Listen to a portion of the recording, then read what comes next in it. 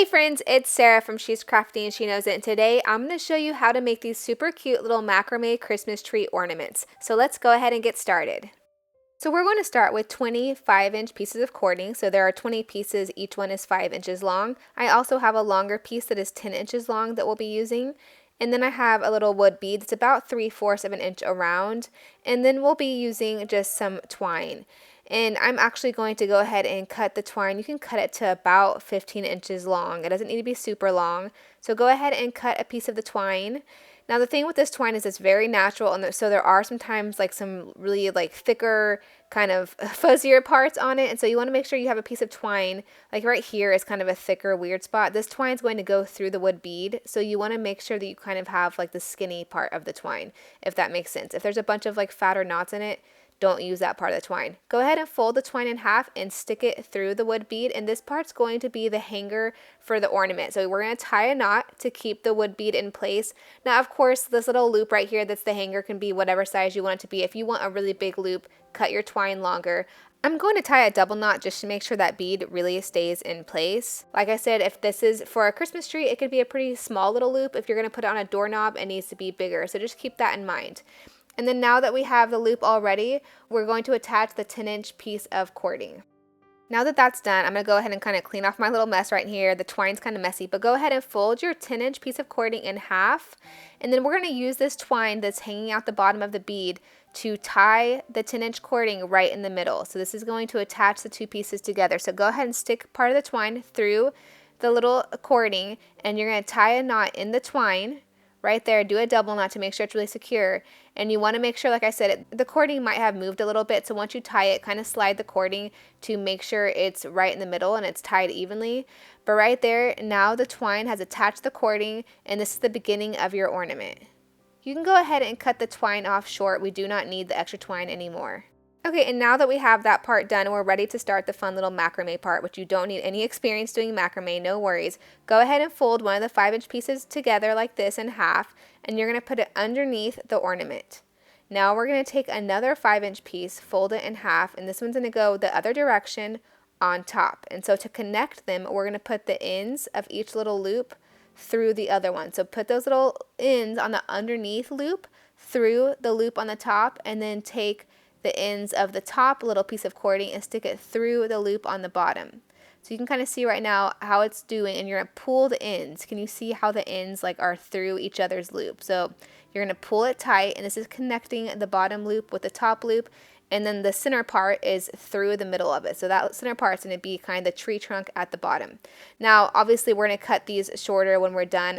It's just really hard to do it with pieces shorter than 5 inches, so I really recommend doing 5 inches the whole time. Now we're going to try to cover up that twine that's in the middle, so make sure you pull it really tight and push it all the way to the top. Now we're going to do it again, but we're going to do it the opposite direction. So on the top one, we did the bottom loop facing to the right. We're going to do this time the bottom loop is going to face to the left, and we're going to alternate every time. Stick with me, guys. It's easy, I promise. Do another loop, and then it's going to go the opposite direction. So put the little ends through, and then put the little ends through the bottom loop again, and then pull the ends tight. So now you can see the design is starting to come together, and so we're just going to alternate the pattern every time back and forth. Okay, so this time we're going to do it just like we did the very first time. So make a little loop, fold one in half, put it underneath the ornament, and the loop's going to go on the right side, and then fold another piece in half, put the loop on the left side, and then just stick the ends for each one through the loop of the other one. I promise you're going to get the hang of it. I know at first it's kind of like, what am I doing? Which direction am I going? And I promise you'll get the hang of it. Go ahead and pull it really tight and slide it up. You might want to slide it up a little bit before you really yank it tight so it's easier to move. Now as you go, if you get confused on which loop needs to go which direction, you can kind of see the ridge up there. See how it's on the right and then the left and then the right? That's showing us which direction the loop on the bottom went. So now we know that we need to do the loop on the bottom needs to go to the left because we have one to the right, and then one to the left, one to the right again. So we don't want to do it that way because we already have one. So we want to do it to the left this way. So then you'll kind of get the hang of how it's showing you, and you don't have to like memorize each time. Which way am I going? You can just look at it and know which way you need to go. Hopefully that makes sense. And so now all you're going to do is keep alternating back and forth the bottom loop, which direction it's going, every other direction to do all little 10 of the branches. So these 20 pieces of cording will make 10 little branches kind of. And then we're going to trim the tree into the right shape at the very end. So like I said before, obviously the top pieces are not going to really stay 5 inches long, but if you cut really short little pieces of cording to do this with, it's really hard to kind of get the loops through each other, and it makes it really difficult. So it's just easier to cut a bunch of 5-inch pieces, do the macrame like this, and then cut it into the shape afterwards. At least it's easier for me doing it that way. So I'll go ahead and speed this up. That way you don't have to watch me do the entire thing, and then you'll pick up when we are cutting the ornament into the right shape. And now, like I said before, this is totally a beginner level macrame craft. This is about the extent of my macrame experience. So you do not need to be professional by any means to do this. And in fact, it's probably a great craft to do with kiddos if you have kids around. Okay, so there we go. I have finished doing all the little macrame parts.